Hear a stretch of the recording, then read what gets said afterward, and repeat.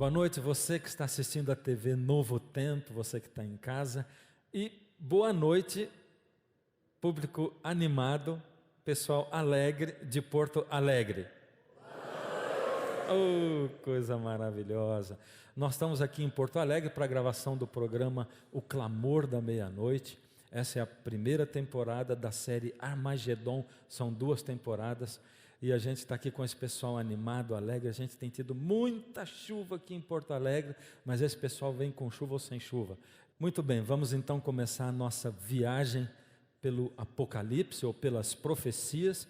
E vamos começar de novo comparando o Apocalipse com Daniel, e o nosso texto de início é Daniel 3, você pode abrir a sua Bíblia, começar a acompanhar, mas eu não vou ler o iniciozinho, depois eu vou ler um texto lá na frente, e a gente encontra em Daniel 3 o rei Nabucodonosor, e ele mandou construir uma enorme estátua, parecida com o sonho que ele tinha.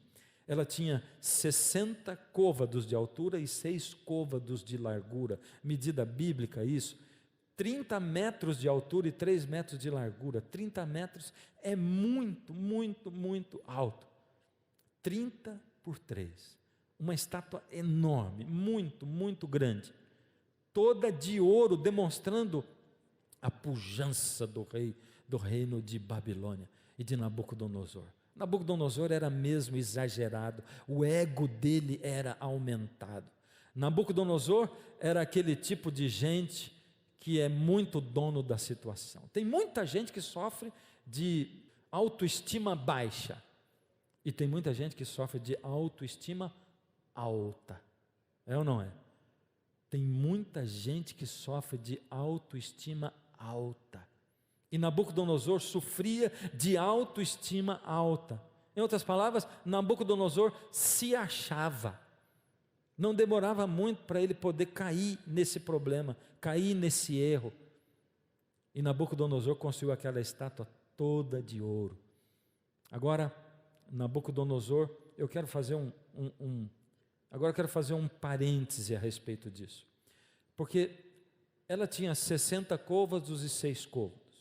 O número 6 representava em Babilônia o número do Deus menor, e o número 60 o Deus maior, e o número 600 ele representava todo o panteão de deuses de Babilônia, o que junto, somado, curiosamente dava o número 666, isso antes de ter sido escrito o Apocalipse, mas intimamente ligado com a cultura e com a religião de Babilônia. E Babilônia, eu já disse para você em casa, Babilônia é um nome chave para a gente entender o Armagedon. Então a gente deve guardar isso bem, porque Babilônia tinha esse 6 enraizado nele. Então Nabucodonosor colocou aquela estátua e chamou todo mundo para adorar, e quando tocasse a trombeta, todos deveriam se inclinar diante da estátua. E ele fez aquela cerimônia, todos vieram diante da estátua, e quando as trombetas tocaram, todos se ajoelharam, menos os 3 amigos de Daniel. Daniel, de novo, não estava nessa situação, os 3 estavam. E eles não se ajoelharam diante daquela estátua. Eles se recusaram a se ajoelhar e a adorar aquele Deus de Babilônia. E eu fico pensando assim, Nabucodonosor chamou os 3 e disse para eles o seguinte, agora eu quero que você abra a tua Bíblia em Daniel, no capítulo 3, olha como é que ficou a situação, verso 15, os homens enciumados vieram até Nabucodonosor e disseram, rei, majestade, tem 3 camaradas que não se ajoelharam, o povo todo se ajoelhou, mas aqueles 3 não. Verso 15, verso 14, falou Nabucodonosor e lhes disse, é verdade, ó Sadraque, Mesaque e Abdenego, que vós não servis a meus deuses, nem adorais a imagem de ouro que eu levantei? Ele perguntou para vocês, é verdade que está acontecendo isso? Vocês não estão servindo o meu Deus, não estão adorando a imagem que eu levantei, representando o império babilônico? Agora, pois, estai dispostos, e quando ouvirdes o som da trombeta, do pífaro, da cítara, da harpa, do saltério, da gaita de fole. Prostrai-vos e adorai a imagem que fiz, porém, se não a adorardes, sereis no mesmo instante lançado na fornalha de fogo ardente. E quem é o Deus que vos poderá livrar das minhas mãos? Uau, Nabucodonosor era um camarada muito ousado mesmo, muito abusado. Agora vê, Nabucodonosor, ele tinha no coração dele um certo apreço pelos três e por Daniel. Ele tinha um certo respeito, porque Nabucodonosor desejou dar uma segunda chance para eles. Ele poderia já ter acabado com os três, exterminado os três. Mas sabe quando você promete um castigo para o seu filho, você não quer castigar? Você prometeu, mas está na hora de castigar, principalmente quando você prometeu um castigo duro demais, que vai doer demais em você aplicar no seu filho. Nabucodonosor tinha prometido um castigo duro demais, por isso estava doendo nele aplicar aquilo. Então ele chamou os três, fez uma pergunta, deu uma dura nos três, e ele fez um apelo, e depois do apelo ele prometeu o castigo de novo. Ele diz: eu vou dar mais uma chance para vocês, vai de novo tocar todos os instrumentos, a orquestra do Palácio Real vai tocar, mas quando a orquestra do palácio tocar, por misericórdia, se ajoelhem e adorem, se prostrem diante dessa imagem, porque se vocês não fizerem isso, eu vou ter que jogar os três dentro da fornalha de fogo ardente. Ele tinha uma fornalha lá, que eu não sei se era uma fornalha que servia só para punir as pessoas, os malfeitores, os ladrões, ou aqueles que iam contra a vontade do rei, ou se ela era utilizada para algum outro tipo de coisa, para fundição. Agora, o interessante é a resposta que eles dão para Nabucodonosor. Vamos ler de novo. Dá uma olhada aqui, verso 16. Responderam Sadraque, Mesaque e Abdenego: ó Nabucodonosor, quanto a isso, não precisamos responder.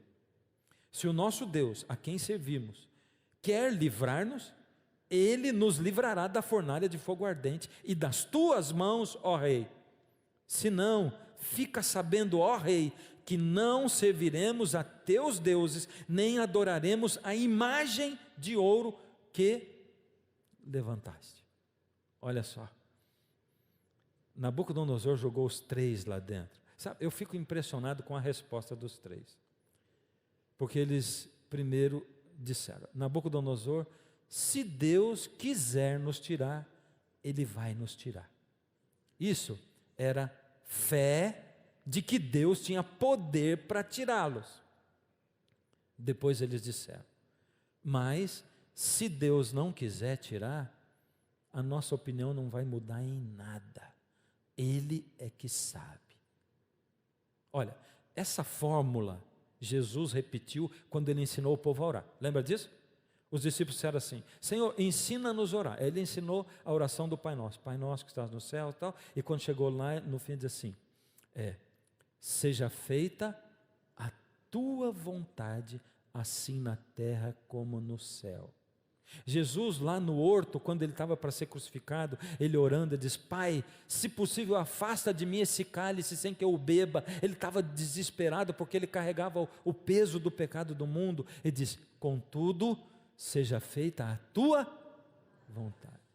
E tem gente, cristão, que se sente menorizado, se sente menosprezado, se sente diminuído quando vai num leito de hospital orar e ora assim: Senhor, eu te peço a cura por esta pessoa.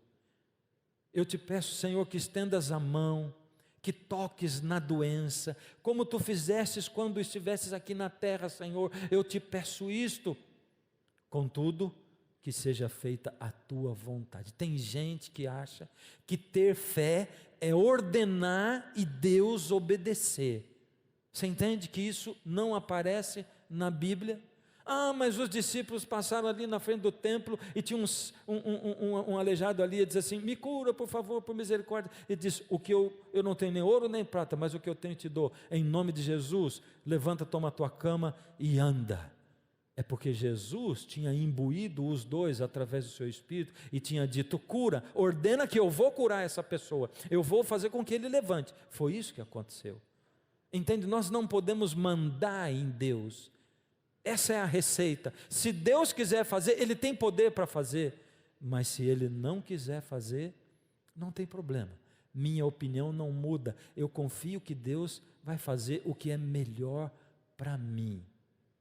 Deus, Ele sempre vai pensar em nós em termos de vida espiritual. Deixa eu perguntar para você, o que é mais importante, o material ou o espiritual? Vou perguntar de novo, o que é mais importante, material ou espiritual? Tem certeza? Sim. Então me ajuda a colocar em ordem de prioridade, a família, o trabalho e Deus. Primeiro. Segundo. Terceiro. Quanto tempo você dedica por dia para Deus, quanto para a família e quanto para o trabalho? E aí você vê que a gente faz assim, ó. Trabalha um monte para a família e Deus se sobrar. É ou não é? Hã? E quando a gente fala com Deus, a gente vive pedindo coisa material para Ele. A gente vive pedindo emprego, vive pedindo pela saúde, vive pedindo isso. A gente não consegue nem desenvolver um relacionamento com Deus, oração. Não consegue nem falar com Deus direito, se não for pedindo e agradecendo, pedindo e agradecendo. Já experimentou fazer uma oração sem pedir nem agradecer nada para Deus? Já experimentou? Se não experimentou, experimenta. Vai para casa hoje e experimenta falar com Deus 3 minutos sem pedir nem agradecer nada. Você vai ver que você vai ficar mudo 3 minutos. Porque você só aprendeu a pedir e agradecer para Deus. Agora, fala para mim, eu digo que Deus quer se relacionar com você e comigo como um marido se relaciona com a esposa, certo? Agora imagina que minha esposa acordasse de manhã e eu também, e o meu relacionamento com ela fosse só pedir e agradecer. Eu dissesse: bom dia, querida esposa, muito obrigado por ter passado essa noite ao meu lado. Por favor, você pode me preparar o café da manhã? Aí depois acaba o café, eu digo: muito obrigado pelo delicioso café da manhã que você preparou para mim. Será que eu vou voltar na hora do almoço? Será que você poderia também preparar o almoço para que eu pudesse almoçar e desfrutar da tua presença ao meu lado? Você acha que o meu casamento ia durar 30 anos? E o seu? Mas com Deus a gente se relaciona assim. Oh Pai, muito obrigado, muito obrigado, muito obrigado. Agora eu te peço, eu te peço, eu te peço, eu te peço. E olha, eu acho que Deus lá de cima, quando Ele vê que alguns de nós vamos orar, Ele diz assim: lá vem aquele chato, não vou aguentar. Ele não fala outro assunto. E tem mais, todos os dias são os mesmos agradecimentos e os mesmos pedidos. Ele não sai nem do mundinho dele. Não ora nem pela cidade dele, nem pelo país, nem pelo mundo, nem pelas pessoas que estão passando necessidade, refugiados. Não ora por ninguém. Ele só ora pelo mundinho dele, assim. E acha que está falando comigo. Ele acha que é meu amigo. Daniel conversava com Deus 3 vezes ao dia, que é quando ele parava, mas o tempo todo ele estava em comunhão com Deus. Esses homens aqui também. Eles tinham intimidade com Deus. Por isso eles priorizaram o espiritual. O espiritual é o que mais vale. Em algum momento da sua vida, se Deus tiver que escolher entre deixar você morrer num acidente e ganhar a vida eterna, porque você está preparado naquela hora para morrer e vai ter eternidade, ou você ser liberto no acidente, mas você viver mais um pouco e se separar de Deus e perder a vida eterna, Ele vai escolher deixar você morrer naquele acidente. Você está entendendo? Por isso eles disseram assim: se Deus quiser salvar, Ele salva. Se Ele não quiser, a nossa opinião não muda. Nós não precisamos nem responder. E eles foram para a fornalha e Deus quis libertá-los. Por isso, o próprio Jesus esteve lá dentro. E quando você lê a sua Bíblia, quando você abrir sua Bíblia em casa, você vai ver que Nabucodonosor diz assim: não foram 3 que nós jogamos lá dentro? E quem é aquele quarto que tem a aparência do Filho de Deus? Uau! A aparência do Filho de Deus. É porque Nabucodonosor conseguiu, mesmo sendo pecador, reconhecer que quem estava lá dentro era o próprio Cristo, sem nunca ter visto Cristo. É por isso que eu digo para você: quando você se expõe à luz da presença de Deus e ao poder de Deus na sua vida, Deus opera. E pode ser uma pessoa dura. Pode ser alguém ateu, pode ter o coração duro em relação a Deus. Não tem jeito. Deus vai falando aqui, vai falando aqui, vai falando, Ele vai trocando e vai tocando, e não tem jeito. Ele vai chegando de você, vai chegando no fundo da sua alma, Ele vai tocando você. Você diz assim, não, mas espera aí, como é que eu estou sendo tocado por essa coisa?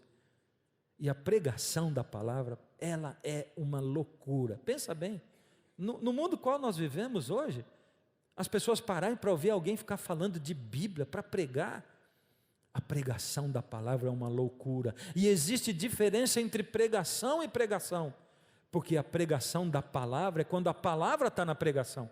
Quando a pregação tem conteúdo, quando ela traz o conhecimento bíblico, que é o conhecimento de Deus. Aqueles homens foram libertos por Deus. Pergunta agora para vocês, presta atenção, que hoje vocês estão devagar. Mas vocês são alegres. Olha, quando eu disse boa noite, vocês responderam tão forte. Deixa eu perguntar agora para vocês, vamos lá. Você acha que hoje, na época que nós vivemos, eu não vou fazer agora essa pergunta, vou fazer depois. O presidente Barack Obama, ele esteve visitando a China, aí 3 anos atrás, 2012. Olha o que ele declarou lá. Ele esteve com um grupo de estudantes chineses. E junto com aqueles estudantes ele diz assim, ou melhor, foi no ano 2009. Nós não buscamos impor nosso sistema de governo, mas não acreditamos que os princípios que defendemos são exclusivos da nossa nação. A liberdade de expressão e religiosa, ele está dizendo assim, a liberdade de expressão religiosa, o acesso à informação e a participação política, nós acreditamos que são direitos universais. Vou parar aqui um pouquinho. Ele está dizendo que os Estados Unidos acham que a liberdade religiosa é um direito universal. As outras também estão lá. Mas como nós estamos falando de Bíblia, de Deus, de adoração a Deus, então ele está declarando que o país dele acha que a liberdade religiosa é um direito universal. Ele diz também que deveriam estar acessíveis a todas as pessoas, incluindo minorias étnicas e religiosas, nos Estados Unidos, na China ou em qualquer outra nação. Agora eu vou fazer a pergunta que eu queria fazer para você. Você acha que seria possível hoje, no século 21, se prepara para responder, hein? Você acha que seria possível os Estados Unidos da América, junto com o resto do mundo, eles proclamarem uma lei mundial, um decreto, obrigando as pessoas a adorar algo ou alguém sob pena de perseguição ou até mesmo pena de morte? Sim ou não? Sim. Mas como? Depois de tudo isso que ele falou ali. Se a Constituição norte-americana é baseada na liberdade. E o pior, eu achei que ia dar pelo menos uma dissensão, mas não teve. Todo mundo falou que acha que sim. Você acha que hoje seria possível isso? Sim ou não? Sim. É? Poxa. Baseado no que você acha isso? Não no que eles pregam, não no que eles falam. Mas vamos para Apocalipse capítulo 13. Vamos lá.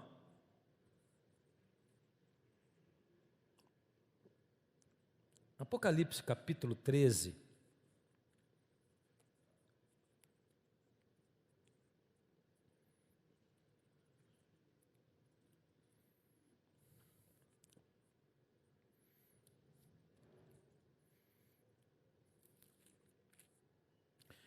Aqui em Apocalipse 13 tem algumas declarações fantásticas. Dá uma olhada nisso. Olha, a todos os pequenos e os grandes, os ricos e os pobres, os livres e os escravos, faz que lhes seja dada certa marca sobre a mão direita ou sobre a fronte.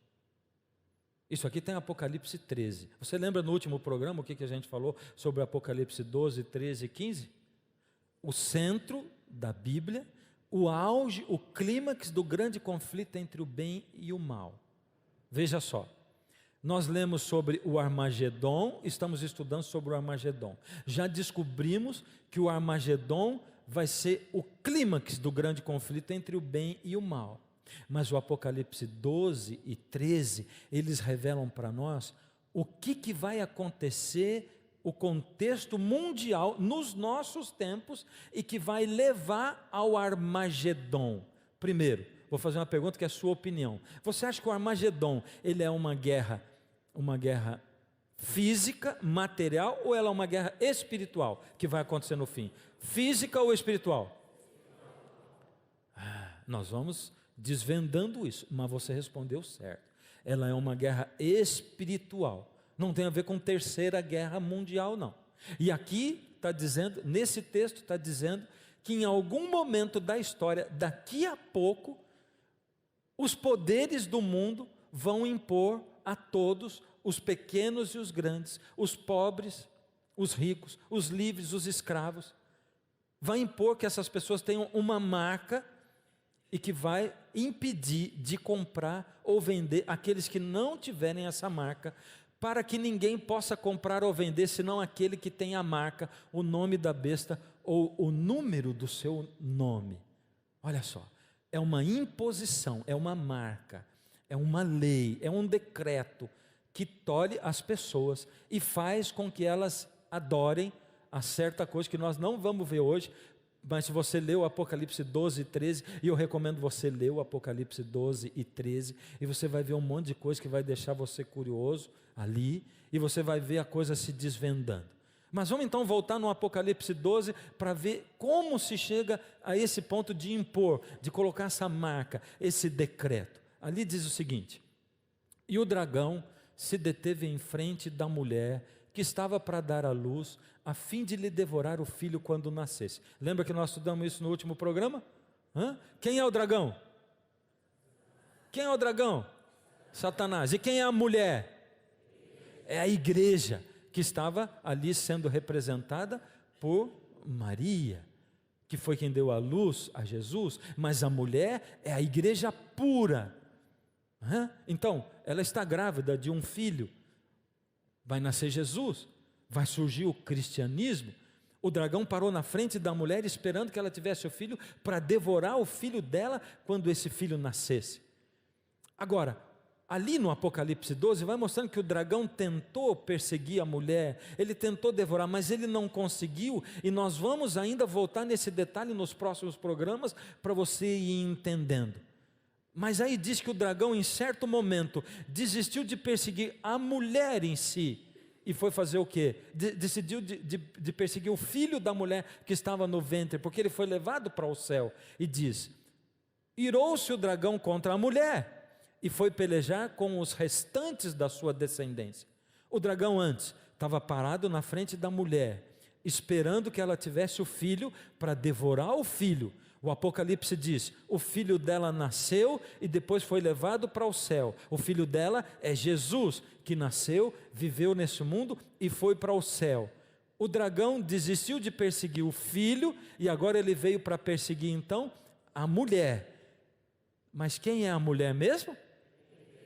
É a igreja. Ele foi perseguir a mulher, os restantes da sua descendência. Espera aí. Quer dizer que a igreja verdadeira, aquela igreja que Jesus fundou lá com os apóstolos, ela tem uma descendência. Já sei, são todas as pessoas do mundo que falam no nome de Deus. São ou não são? São? Sim ou não? Ele está dizendo os restantes. Será que são todos que falam no nome de Deus?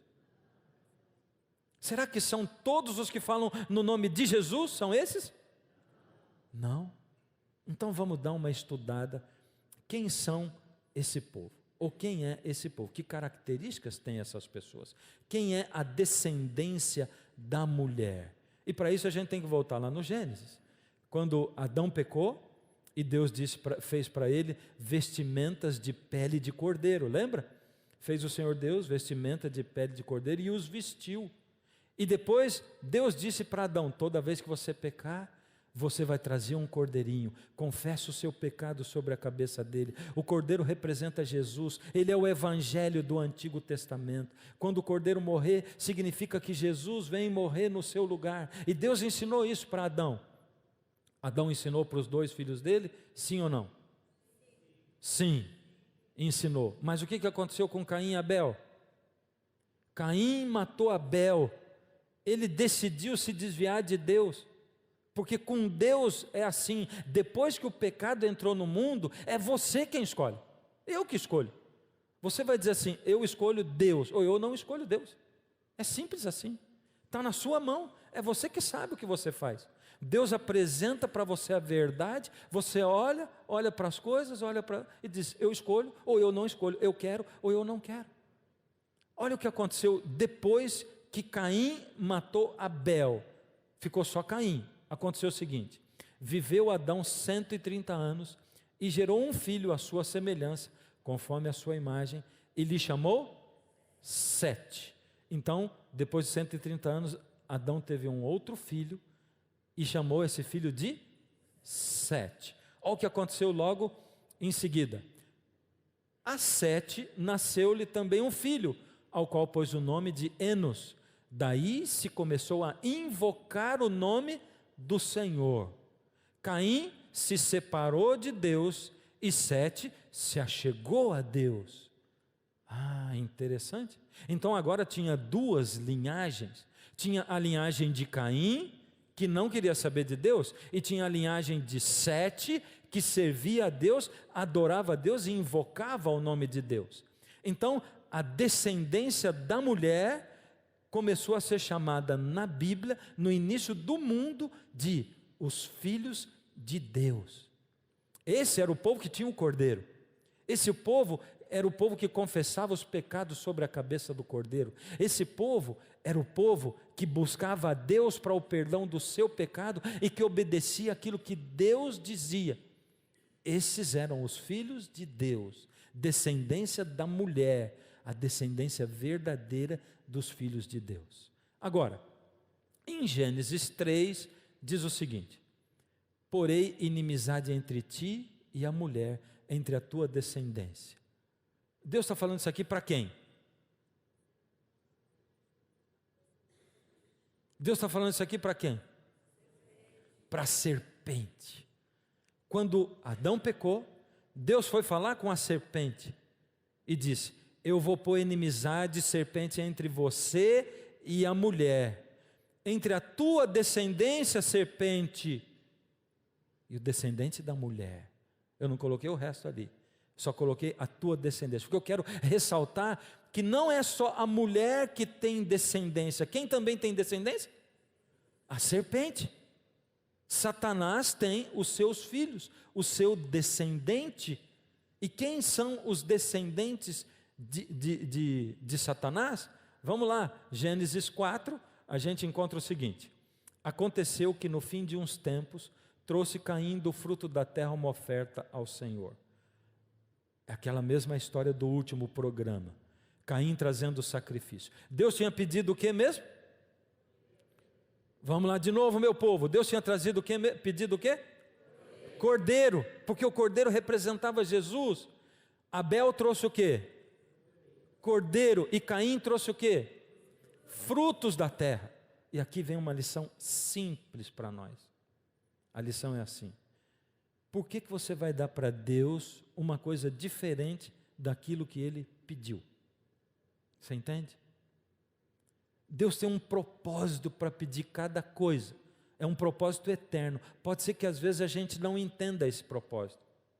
Tem coisas que Deus pede que a gente não entende na hora. Mas se Deus disse sim, não diga não.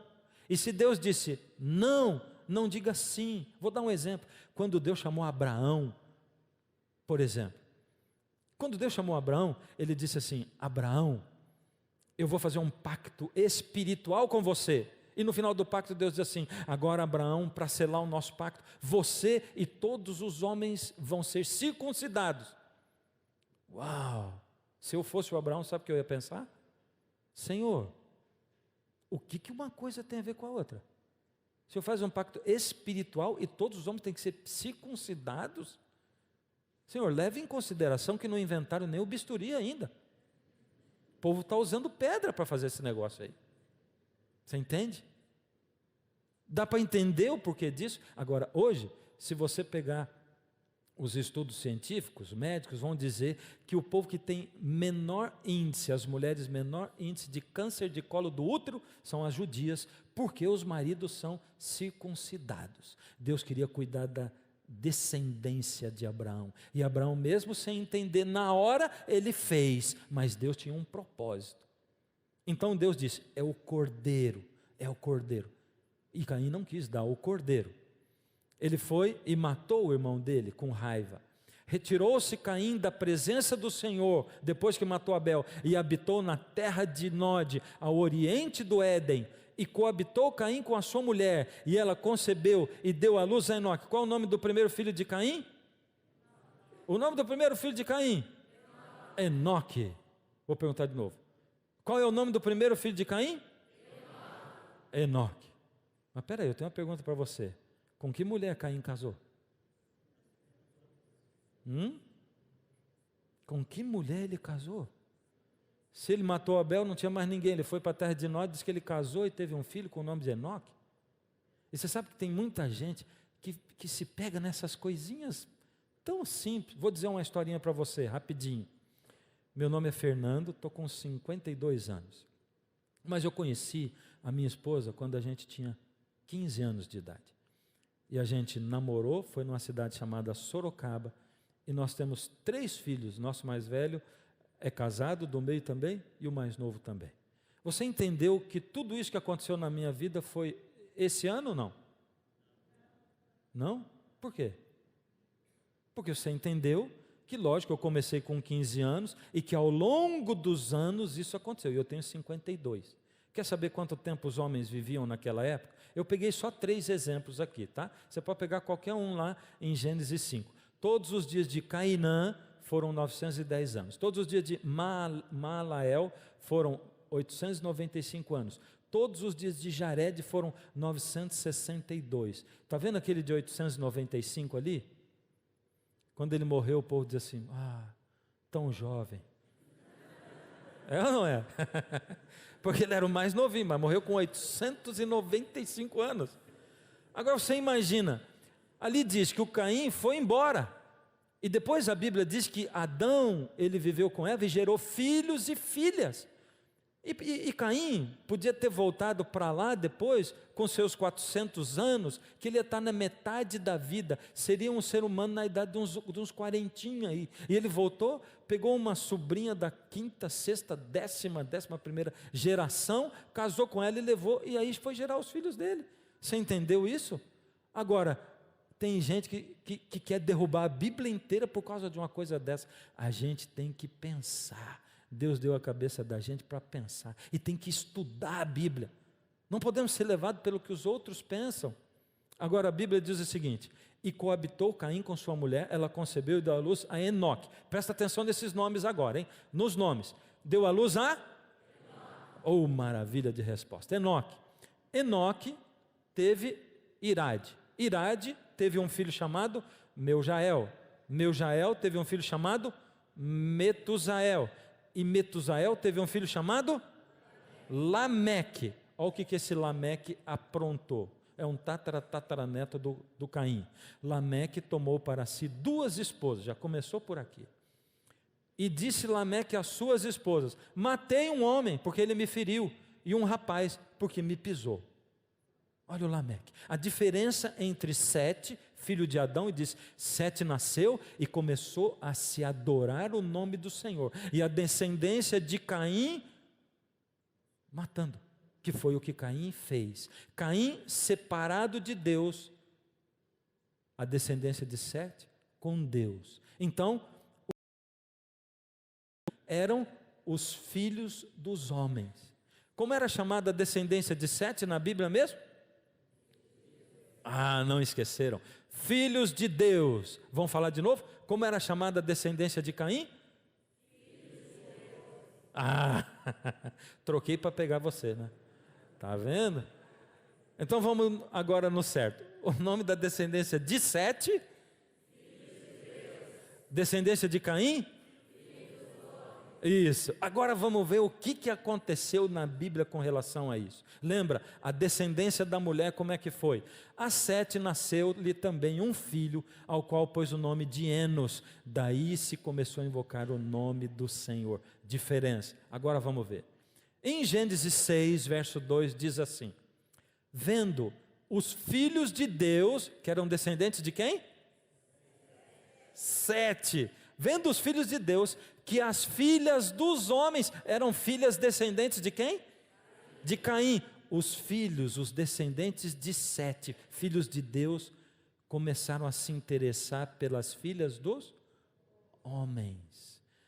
Eram formosas, tomaram para si mulheres, as que entre todas mais lhe agradaram. Ou seja, eles foram se misturando por casamento.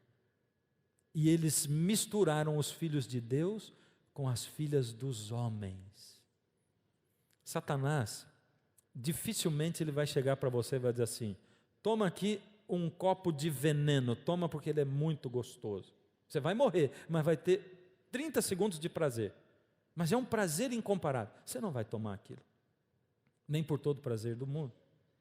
Ele pega o veneno e reveste de açúcar. Ele pega o veneno e frita ele. E tudo que é frito é bom, é ou não é? Tudo que tem açúcar é bom, é ou não é? É bom, mas faz mal, é ou não é? Outro dia eu estava vendo um documentário onde o pessoal lá do não sei que país comia aranha frita.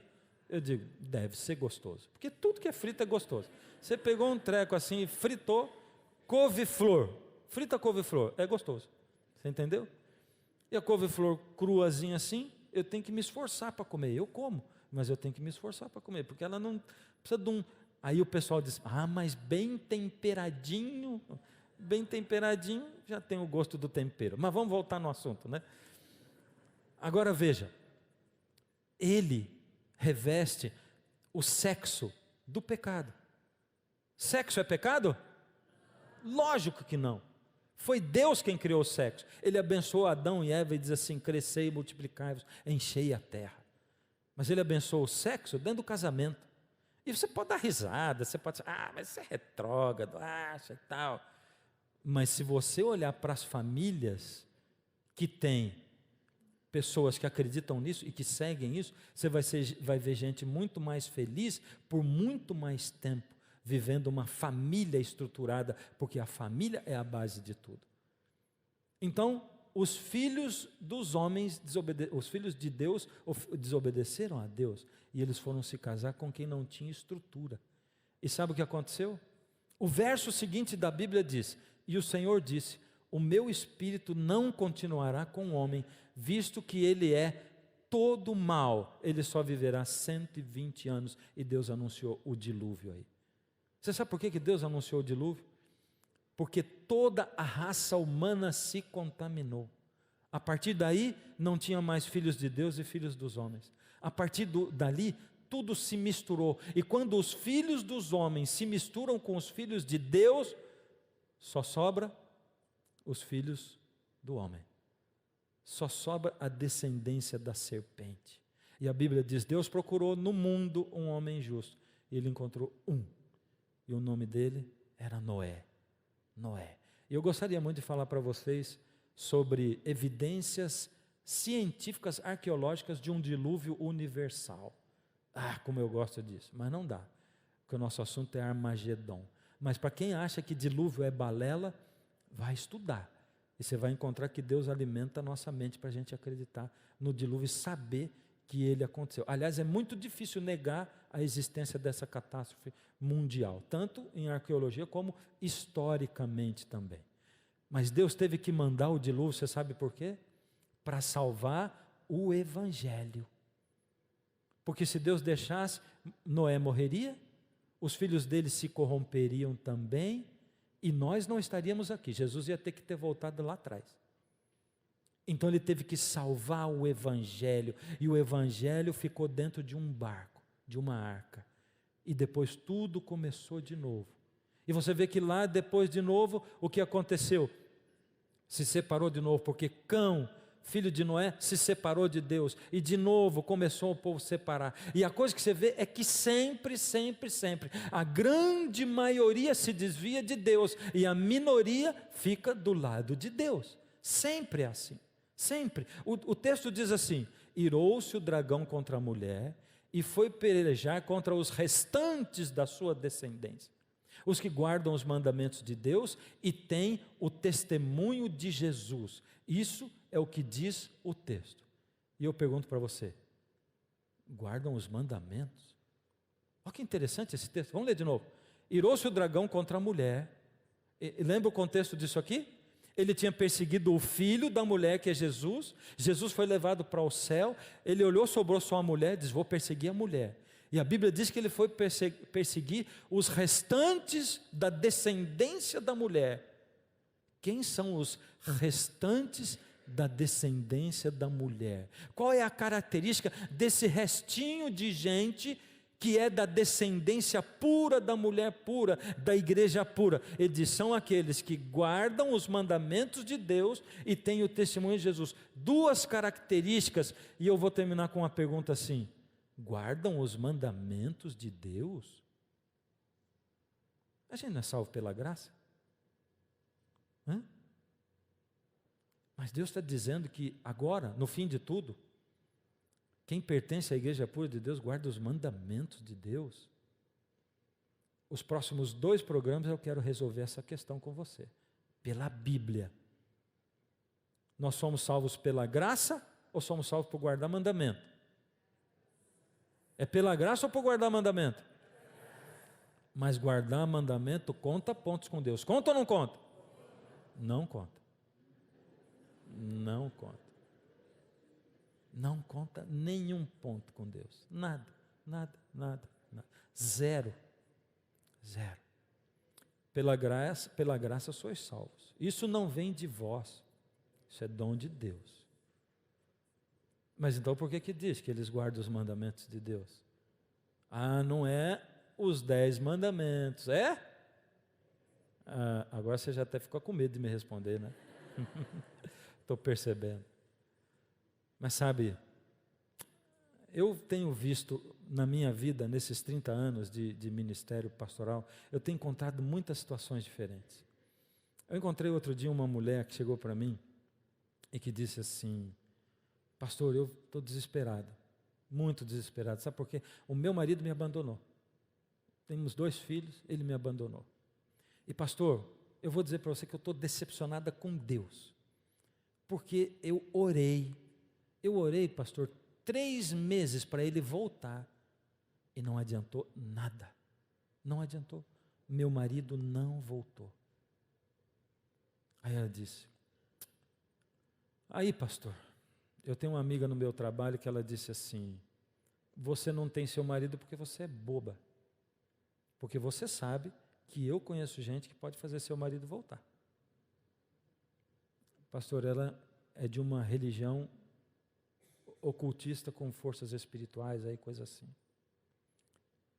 E pastor, eu queria tanto meu marido, eu queria tanto, e Deus não me respondeu. Eu estava com tanta raiva de Deus, pastor, que eu fui com ela. E ela me levou para uma mulher que fez um trabalho, um despacho, para o meu marido voltar para mim.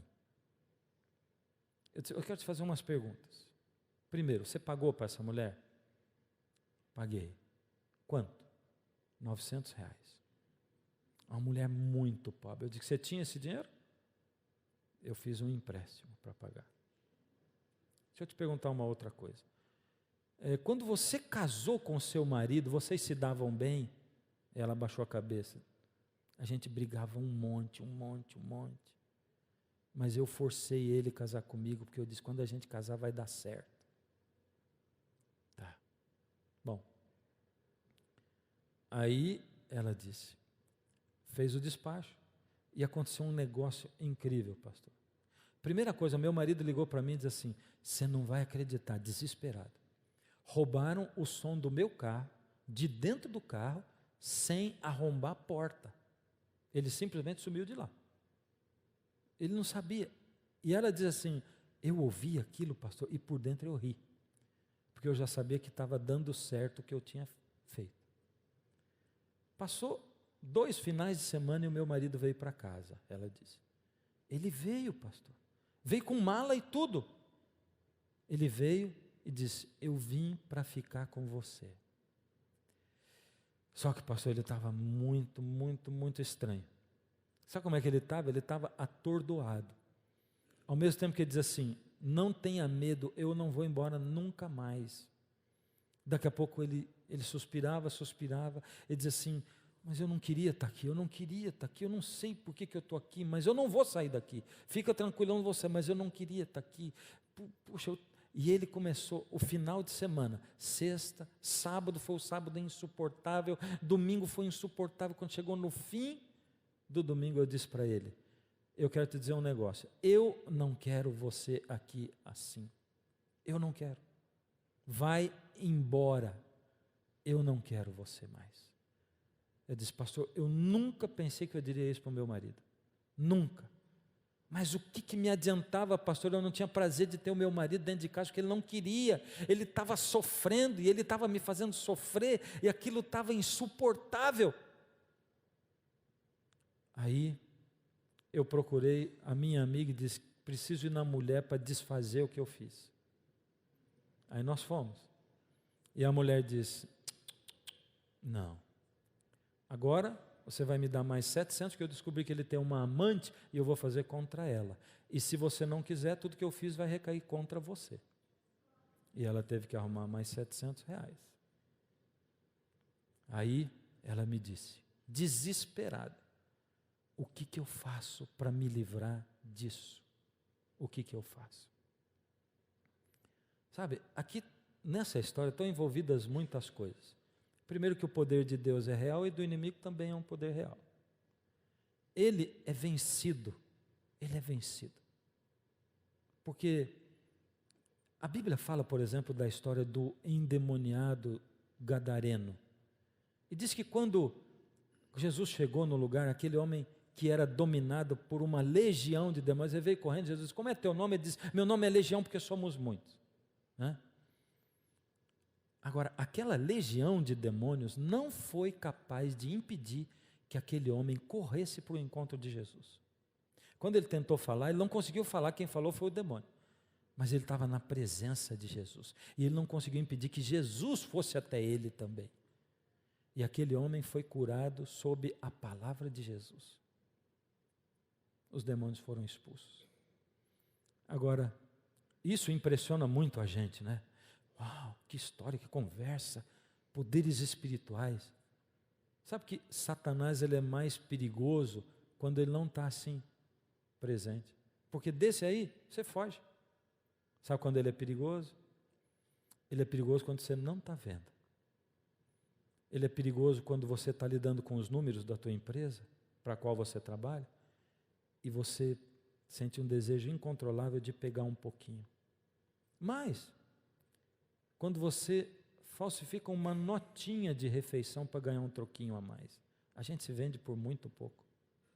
E é simples hoje, não é? Você nem está com a intenção e pede uma nota e a pessoa diz, é no valor da despesa? Né? Está assim. Quando você olha para alguém que não é a tua esposa com um pensamento impuro, quando você se alimenta na pornografia da internet, ele é mais perigoso. Ele é muito perigoso. Por isso você tem que fazer a sua decisão. A quem você serve? A Deus ou aos homens? O texto diz, não tem jeito de adorar ninguém mais a não ser Deus. Ele tem que ser o Senhor da sua vida. O Senhor da sua vida. Eu chamei aquela mulher e eu disse assim, você quer mesmo se libertar? Primeira coisa, você vai dar liberdade para o seu marido. Você vai entregar a sua vida para Deus e vai deixar Deus dirigir. Vai parar de querer mandar na sua vida e vai deixar Deus dirigir. E vai começar a ensinar os teus filhos no caminho de Deus também. Você quer isso? Eu quero, pastor, eu faço qualquer coisa. Oramos juntos. E a partir dali, tudo acabou e voltou à normalidade. Sabe por quê? Porque Deus nunca escraviza ninguém. O inimigo, sim. Ele tenta escravizar você, diz: agora você não sai daqui. Agora você não sai. Você está preso. Para tirar esse despacho, só fazendo um pior. E aí você está metido no meio da coisa também. Você entende? Deus não escraviza, não amedronta. Por isso você pode sim vir aqui, pode ligar a TV, estar na presença de Deus, ser chamado por Deus e rejeitar Deus. Sabe o que ele vai fazer? Ele vai se entristecer, mas ele vai deixar você ir embora. Na parábola do filho pródigo, Jesus disse que o pai deixou o filho ir embora e ainda deu a parte da herança. Ele não vai amaldiçoar você financeiramente, como andam falando nos púlpitos, não. Ele vai deixar. Ele vai deixar. Por isso você corre o risco de vir até a presença de Deus e negar Deus. Você corre esse risco. Ninguém mais nesse universo é digno de louvor, de adoração, da sua honra, do seu culto, a não ser Deus. E eu sei que para muitos pode ser cedo ainda. Pode ser cedo para você tomar uma decisão, dizer assim: eu confio no Senhor, eu sou teu, eu vou servir só ao Senhor. Mas você pode fazer uma decisão de: eu quero chegar a isso. E o Senhor vai me ajudar. E Deus é assim tão maravilhoso que Ele aceita isso. E Ele ajuda você a isso. Mas hoje eu tenho um convite muito especial para você. Hoje eu tenho um apelo muito especial para você. Meu apelo é assim: facilmente você pode ser enganado por alguém, se você não tiver conhecimento da palavra. E eu quero saber quantos de vocês que estão aqui que gostariam de conhecer a Bíblia melhor, para não ser enganado. Estudar a Bíblia. Estuda a Bíblia. Vai tomar uma decisão, vai dizer assim: eu quero estudar a Bíblia. E você de casa também. Você vai fazer o pedido para Novo Tempo, para a escola bíblica, por número que você vê na tela. Você vai fazer esse pedido e vai receber um curso na sua casa. E você que está aqui também vai fazer o pedido aqui e vai receber o curso na sua casa. Deus está chamando você para colocá-lo em primeiro lugar. Mas para colocar em primeiro lugar tem que conhecer e tem que amar Deus. Então você vai sair daí e vai vir aqui. Eu quero orar com você e no final nós vamos dar para você o meio para você receber na sua casa esse curso da Bíblia para você estudar. Tá bom? Tá certo? Eu vou cantar uma música agora. Essa música é uma música que a gente canta muito na igreja.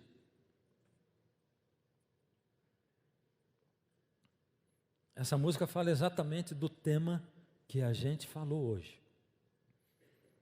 Mas enquanto eu canto essa música, o Espírito de Deus vai estar falando com você e vai dizer assim: vem, vem. Aceita estudar a Bíblia. Não fica aí onde você está. Mas eu quero ver você vir já. Começa agora. Aí a música vai tocar. E você que conhece a música, vem, canta junto comigo.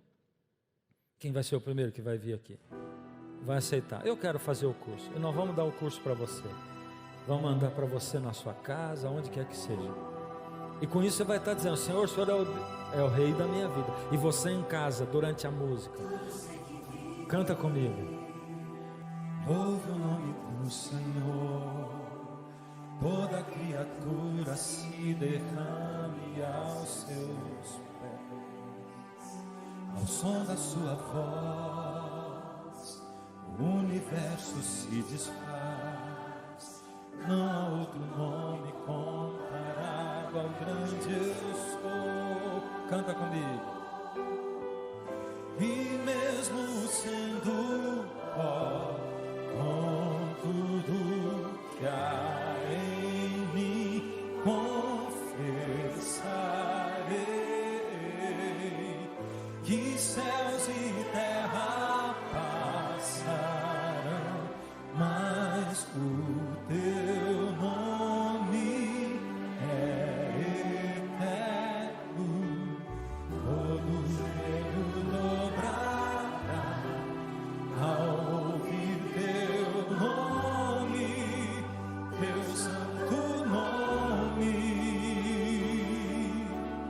Todo ser confessará, louvado seja o teu nome. teu santo nome, porque só o Senhor é digno de adoração. Só diante do Senhor nós nos prostramos, só diante da tua majestade é que nós ficamos, só diante do Senhor é que nós cantamos e é o teu nome que nós louvamos. Ó Senhor, recebe esse louvor. Canta comigo. todo ser que vive, louve o nome do Senhor. Toda criatura se derrame aos seus pés, ao som da sua voz, o universo se desfaz.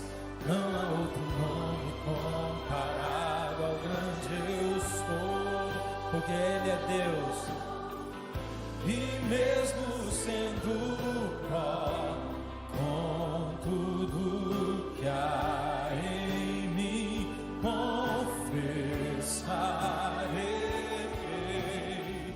que céus e terra passarão, mas o teu nome é eterno. Todo joelho dobrará ao ouvir teu nome, teu santo nome. Todo ser confessará, louvado seja o teu nome, teu santo nome. Todo joelho dobrará ao ouvir teu nome, teu santo nome.